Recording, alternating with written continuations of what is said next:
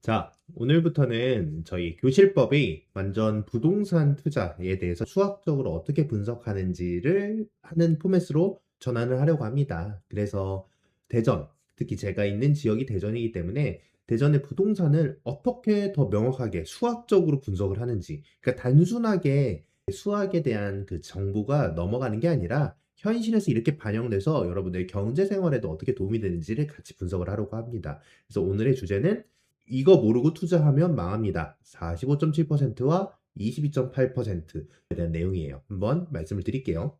그러면 여기에 나와 있는 45.7%하고 22.8% 이게 무슨 얘기냐면요. 바로 청년 비율에 대한 얘기예요. 근데 같은 대전인데 두 배나 차이가 나죠? 그러면은 이 청년 비율을 보고 내가 어디에 부동산을 투자해야 될지 한번 말씀을 드릴게요. 자, 대전의 청년 비율이 평균적으로 26%입니다. 그래서 내가 어디든 투자해도 비슷하겠지라는 생각을 하면은 3년 후에 이게 손실이 있을 수도 있어요.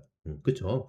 그런데 이 데이터 기반으로 보면 이 45.7%는 온천 1동의 청년 비율이에요. 그럼 내가 여기에 집중적으로 청년 관련된 부동산을 투자를 해보자 하면은 3년 후에 수익이 날 수도 있죠. 이거는 단 하나 뭐 평균을 보고 있느냐 아니면 나는 분포를 보고 있느냐 요 차이에 대한 내용이에요. 그래서 요걸 한번 더 자세히 한번 들어가 보겠습니다. 자, 대전 인구가 현재 한 144만 명 정도가 됩니다. 요 숫자는 서울, 부산, 인천, 대구 다음으로 큰 도시거든요. 근데 여기에 이 144만 명이 골고루 퍼져 있진 않아요. 그냥 어떤 특정 지역에 모여서 사는 비율이 높기 때문에 그 지역이 바로 투자의 기회가 되는 지역인 거죠. 이게 평균의 함정이 있습니다. 어, 교실법을 할 때도 제가 말씀드렸죠. 이 평균에 속으면 안 된다. 그런 내용인데, 이 보시면 대전의 전체 청년 인구의 평균이 26%거든요. 근데 사실 어떻게 보면은 쓸모없는 숫자일 수 있어요. 26%는. 더 디테일하게 가버리면은요.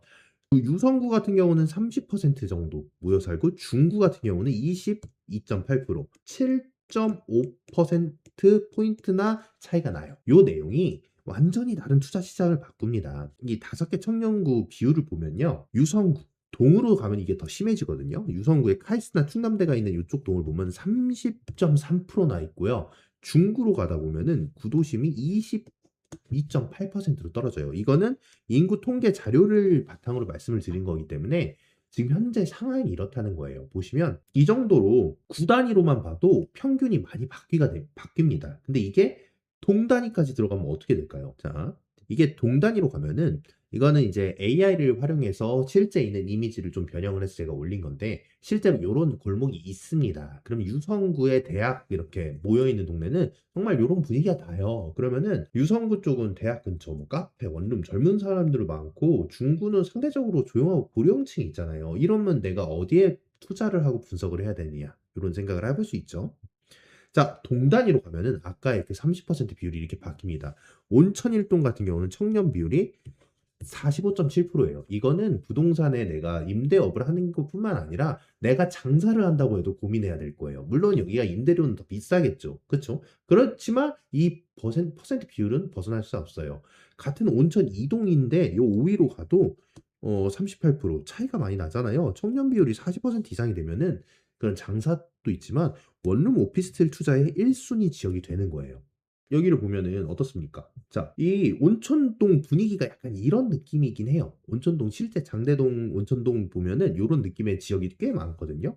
임대 수요가 빵빵해요. 원룸 오피스를 투자하려면 이 동네를 주목을 해야 되죠. 근데 여기도 뭐 학교의 시세를 타서 좀 더 디테일을 들어가면은 학교 학생, 대학생들의 수요를 또 고민을 해보긴 해야 되겠지만 그렇지만 우선 기본적으로 접할 때 내가 이 업종에 들어가고 싶어. 그렇다면은 요런 상황 분석은 분명하게 돼야죠. 이런 데는 공실 걱정도 다른 지역에 비하면 현저하게 낮습니다. 그쵸? 근데 뭐 학기 때만 사람들이 몰린다는 장단이 있기 때문에 또 디테일에서는 조금 더 고려할 대상이 있지만 우선 접할 때는 여기로 접근을 해야지 엉뚱한 걸로 접근하시면 안 된다는 거예요. 자, 청년 밀집 지역을 상세하게 좀 분석을 해볼까요?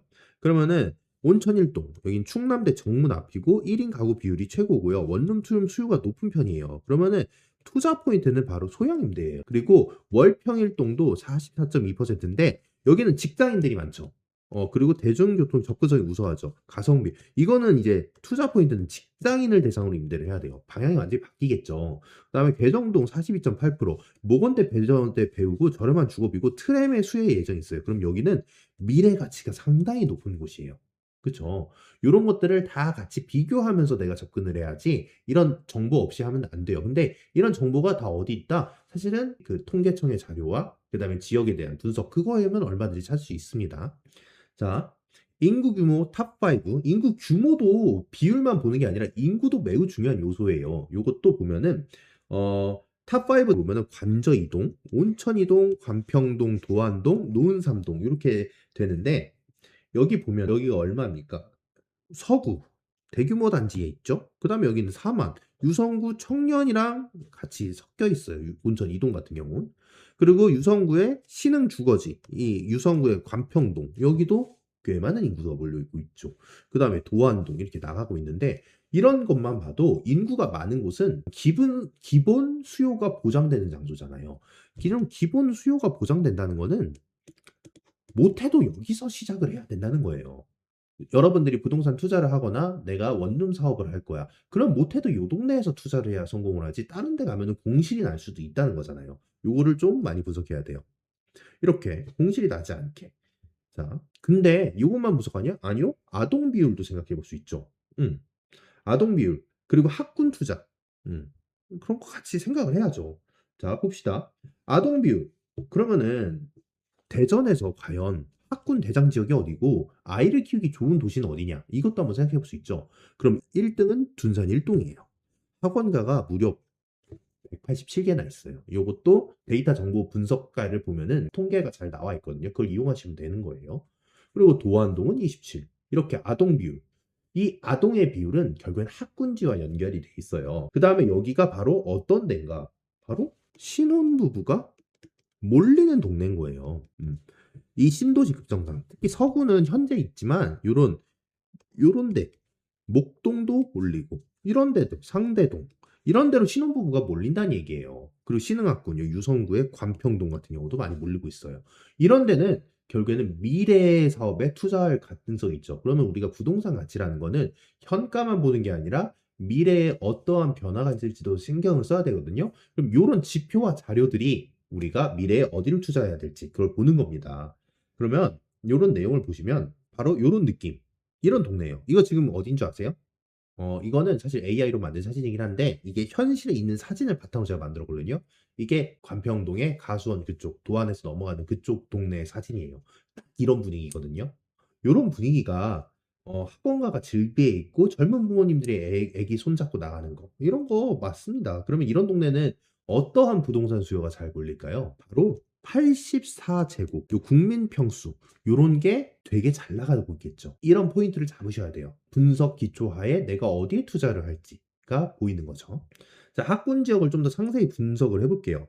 둔산동 같은 경우에는 187개로 중권 최대 상권이에요. 문정, 탐방, 갈마 여기가 맞고요. 그래서 대전 학군 1등 대장이긴 하죠. 그 다음이 뭐예요? 노안동. 도안동도 이제 신도시 중심으로 나오고 그다음에 2호선 트램이 올라가죠. 트램이 가면은 또 이제 성장할 수밖에 없습니다. 트램에 대한 내용, 그러니까 교통편에 대해서 부동산 영향을 많이 미쳐요. 이거는 프리라이드 효과라는 그런 현상이랑도 맞물려서 나는 건데 이 트램에 대한 얘기는 아마 다음 시간에 좀 더 많이 말씀을 드릴게요. 그리고 이제 관평동, 이 관평중이 명문으로 요즘에 많이 발돋움하고 있죠. 거기에 뭐 학원가도 많이 하고 가성비 학권, 신흥으로서 여기는 또 학군지가 많이 올라가고 있는 급성장 중인 동네예요. 무슨 말씀이냐?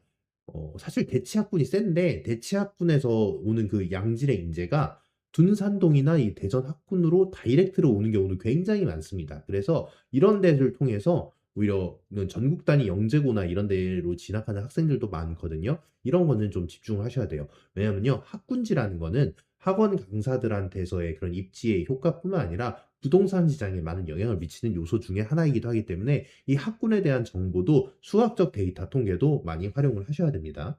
자, 그럼 이제 수학적으로 제가 그럼 고등학교의 수학적인 개념, 그래도 교실법이니까 이걸 생각을 해볼게요. 그럼 이 확률과 통계 과목에서 표준 편차라는 개념을 배웁니다. 편차가 뭐냐면 편차가 평균이 있으면 평균에서 얼마나 떨어져 있는가 이게 바로 편차예요. 그럼 표준 편차는 뭐냐? 요 떨어져 있는 정도의 평균치를 낸 거라고 보시면 돼요. 표준 편차에 대한 개념을 이렇게 말씀드릴게요. 평균적으로 얼만큼 떨어져 있느냐, 이게 바로 표준 편차예요. 그래서 지금 대전에 있는 모든 동네의 표준 편차를 보면은 대충 평균적인 편차가 20에서 31%에 있어요. 근데 이 아까 제가 계속 말씀드린 온천일동은 54.7%. 그러니까 표준적인 편차보다도 훨씬 더 많이 떨어져 있어요. 그런 거는 이상한 지수예요. 그래서 이상치라고 말하고 특수한 수요가 있고요. 이게 바로 투자의 기회가 있는 곳이란 얘기예요. 수학적으로 분석을 해보면. 이게 표준 편차 이거에 대한 이게 통계표예요. 그러면은 여기 가운데가 평균이죠. 그럼 이 평균에서 보통 대부분은 다 요 정도. 표준 편차 플러스 1 표준 편차 마이너스 1 표준 편차 플러스 마이너스 1 사이에 대부분이 이렇게 몰려 있어요. 근데 온천일동은 요렇게 아주 소수가 있는 포인트에 있는 거예요. 이렇게 무려 표준 편차하고 거리가 7 표준 편차 7배나 차이가 난다는 거거든요. 이게 바로 특수한 동네 이상치라는 거예요.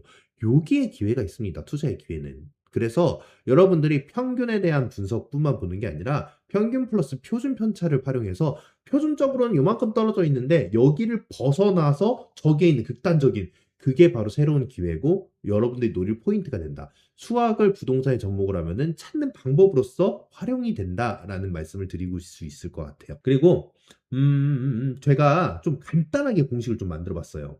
그러면은 임대 수요는 뭐다? 인구 곱하기 청년 비율을 해요. 그러면은 인구만 많으면은 노인 동네가 될 수도 있고 청년 비율만 많으면 인구가 적을 수도 있어요. 그럼 둘 다 높으면은 황금 지역이 되겠죠. 그래서 우리는 임대 수요를 따질 때 인구 수 곱하기 청년 비율을 따져서 이걸로써 내가 임대 투자해야 될 거를 따져볼 수 있어요. 조심해야 될 부분 여러분 이건데 이게 대학 청년이냐 뭐 신혼부부냐 이런 거에 대한 포인트는 좀 달라지거든요. 우선 이거는 기본적으로 내가 오케이 내가 부동산 투자를 할 거야. 그러면은 이 전체 파이에서 어디를 먼저 봐야 될지 세팅하는 방법이라고 생각하셔야 돼요.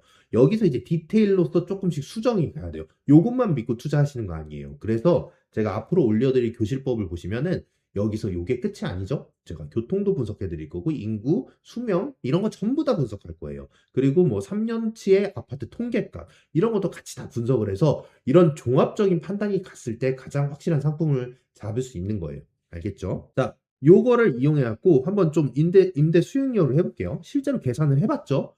그러면은 관저 이동 4.8만, 인구수 탑5라면 관저 이동이 제일 많죠. 그리고 청년 비율 탑5라면 온천 이동이 45.2예요. 이렇게 해서 이렇게 쭉 나왔는데 이런 좌표들을 하면은 임대 수요 지수를 제가 보면 온천 일동이 1위, 관평동이 2위, 도안동이 3위, 관저 이동이 4위, 노은 삼동이 5위. 이렇게 대전에 있는 모든 동에서 그냥 단순하게 정리하면 이런 식으로 동들이 나옵니다. 이게 황금이에요. 여기에 동은 못해도 가면 수요가 있다는 거예요, 분명하게. 근데 여기에 이 디테일을 보시고 요건을 좀 더 분석할 수 있는 눈이 있으시면은 내가 당장 내가 지금 현재 투자하려고 하는 업이 부동산 업이 누구를 대상으로 할 건데 그 누구의 대상지 중에 가장 베스트가 되는 동네가 여기야. 그럼 더 깊게 들어가 볼까요? 그럼 내가 여기에서 어떤 아파트를 사면 이 아파트의 가격이 오를 거야 판단도 돼요. 왜? 미래 가치에 대한 평가가 되니까. 아니면 나는 여기에 원룸을 지어서 원룸 수요를 할 거야. 그럼 여기는 원룸 수요가 떨어지지 않겠네? 그렇다면 월세나 이런 수익을 낼 수 있겠다. 이것도 돼요. 왜? 분석이 되니까. 하지만 이 동네에 대한 분석을 내면은 적어도 손해나지 않을 지역을 찾을 수는 있다는 거죠. 자, 이렇게 공식을 시각화하는 거예요. 내가 요소가 하나씩 하나씩 모여지고 곱해지고 그러니까 수학을 배우는 이유는 저희가 수학을 고등학교 때 배우고 써먹지 않는 게 아니라 못 쓰고 있는 거예요. 이렇게 사용을 해서 표준 편차라는 개념, 평균이라는 개념 그렇다면 내가 어떤 지표에 어떤 자료가 있어야 내가 대전을 분석할 수 있는가에 대한 거예요. 앞으로 계속 교실법은 이런 컨텐츠를 제가 마련을 할 거고 꾸준히 올릴 겁니다. 그렇게 되면은 요런 오늘의 결론이죠. 이런 식으로 분석을 하다 보면은 여러분들께서는 그냥 생각만 하는 게 아니라 아 실질적으로 요런 데가 더 있구나. 청년 밀집 지역이 있고 아동 밀집 지역이 있구나. 그리고 청년 비율이 요렇게 있고 상품으로서는 원룸이 좋구나. 여기는 아동 비율이 높으니까 상품으로 84 제곱미터 지역을 줘야겠구나. 그래서 평균만 보는 거는 거짓말이니까 분포치를 보고 이상치를 찾아서 공식을 적용하자. 수학이 곧 돈이 되는 무기입니다. 자, 가장 중요한 요인입니다. 바로 평균은 거짓말입니다. 평균은 거짓말이에요. 평균으로만 보고 내가 투자를 정한다는 것은 되게 위험한 행동이에요. 분포를 보여야 되고요. 그 분포를 보려면 뭘 봐야 돼요? 표준 편차. 수학적인 거죠. 표준 편차에 대한 기회를 알아야 되고 그다음 거기에 이상치를 주목을 할 필요가 있어요. 여러분, 이런 투자 오늘 지금 요 페이지에 나오는 거, 요 페이지에 나온 내용만 여러분들이 가져가셔도 내가 지금 원룸 같은 거를 좀 만들려는 부동산 투자 계획이 있어. 그러면은 어떤 동을 봐요? 온천일동, 월평동, 괴정동을 보셔야 되고. 근데 이제 거기에 대한 부동산가가 실거래가가 어떻게 형성되는지도 예산 규모와 그 캐시플로우에 맞춰서 생각해 보셔야겠죠. 그런 거 하는 법도 언젠가는 제가 컨텐츠로 다룰 수 있으면 좋겠습니다. 그다음에 학군 지역에 투자할 거야. 그러면 아동 밀집 지역이어야 돼. 그럼 내가 둔산동, 도안동, 관평동이야. 근데 여기는 이제 아파트 투자겠죠. 상품을 내가 아파트를 짓는 건 아니잖아요. 그렇다면 나는 84회짜리 아파트를 살 건데 내가 살 것도 있지만 내가 살다가 이 집을 팔고 나와야 돼. 그런데 요 동네에서 내가 84회짜리 집을 산다면 손해 날 일이 없겠죠. 그리고 집값의 상승에 대한 당연한 기대치가 있기 때문에 내가 이 집을 산다고 집값이 떨어질까? 그러지 않을 수 있고 그 집값이 생각보다 많이 오를 수도 있는 거죠. 이런 학군 투자에 대한 계획. 이게 바로 여러분들의 실질적인 부동산 가치, 그 다음에 내 자금을 올려줄 수 있는 방법이 되는 거죠. 자, 수학을 알고 그다음에 현실을 파악해서 자료를 해석하면은 투자가 달라요. 감으로 투자하는 시대는 끝났어요. 데이터로 투자하셔야 되고요. 그런 박영에서 여러분들 수학은요, 엄청난 무기인 겁니다. 자, 이 영상 꼭 저장하세요. 저장 안 하면 손해고요. 다음 에피소드에서는 저희가 이제 대전 트램이 드는 게 엄청난 화두죠. 환승역에 대한 말씀을 드릴게요. 그리고 그게 돈이 되는 수학적 이유를 말씀드릴게요. 뭐 초대전역 같은 경우, 오정역 같은 경우, 도마역 이런 것들, 트램 계획, 교통 계획에 따라서 어떤 변화가 있는지를 말씀드릴 테니까 이것 또한 정말 꼭 보셔야 될 컨텐츠가 될 것 같아요. 그래서 앞으로는 저희 교실법이 좀 더 실생활에 닿게 이런 식으로 방향을 틀어서 나가니까요. 부동산에 관심 있는 분들은 언제든지 보시고 확실한 정보 얻어가시길 부탁드리겠습니다. 그러면 여러분 좋아요, 구독, 알람 꼭 부탁드리고 오늘 컨텐츠는 여기까지 끝!